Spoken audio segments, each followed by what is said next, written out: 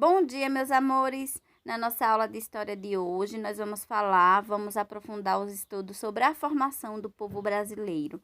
Prestem bastante atenção no vídeo para que vocês entendam e compreendam como foi a formação do nosso povo brasileiro, da nossa nação brasileira. Beijo! Sejam todos bem-vindos ao canal para gostar de geografia. E o nosso tema de hoje é a formação e cultura da população brasileira. O nosso povo é formado por pessoas que vieram de diversas partes do mundo.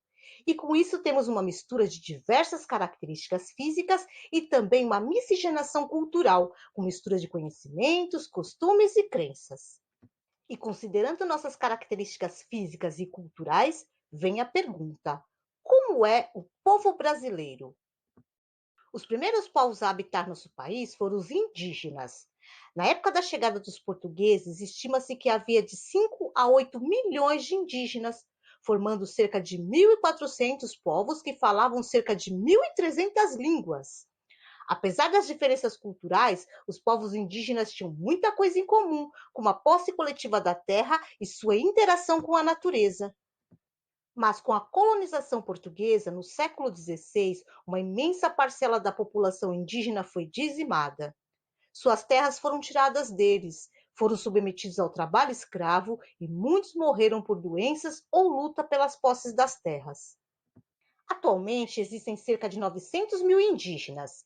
Destes, cerca de 60% vivem em áreas protegidas, as terras indígenas, onde as tribos podem viver de acordo com seus costumes e tradições, e o restante vive em áreas urbanas ou em áreas isoladas. A Fundação Nacional do Índio, a FUNAI, tem equipes destinadas a localizar essas populações indígenas isoladas e demarcar suas terras, para garantir que o modo de vida desses povos não seja afetado. Os povos africanos também fazem parte da formação do povo brasileiro. Os primeiros africanos que chegaram ao Brasil foram trazidos à força pelos portugueses no século XVI e vendidos como escravos para trabalhar nas lavouras de cana-de-açúcar, na mineração e cafeicultura. Esses grupos foram trazidos de diferentes locais da África em diferentes períodos. Estima-se que cerca de 4 milhões de africanos foram trazidos em navios negreiros.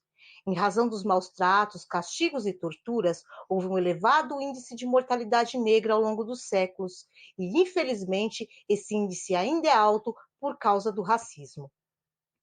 Mas os africanos resistiram à escravidão imposta, e um dos maiores símbolos dessa resistência são os quilombos, que eram locais isolados onde os negros se refugiavam para escapar da escravidão. Atualmente, existe cerca de 3 mil comunidades quilombolas, onde moram pessoas que se identificam como descendentes de escravos e sempre ocuparam esse território específico. Por isso, solicitam a regularização dessas terras. Por muito tempo, a cultura africana foi desprezada pelos povos brancos, e mesmo após a abolição da escravatura, em 1888, o preconceito e o racismo foram mantidos, e ainda há muito o que se combater. Apenas na primeira metade do século XX é que a cultura afro-brasileira ganhou espaço no cenário nacional. No censo de 2010, foi a primeira vez que a população negra, composta por negros e pardos, ultrapassou a raça branca nesse tipo de pesquisa.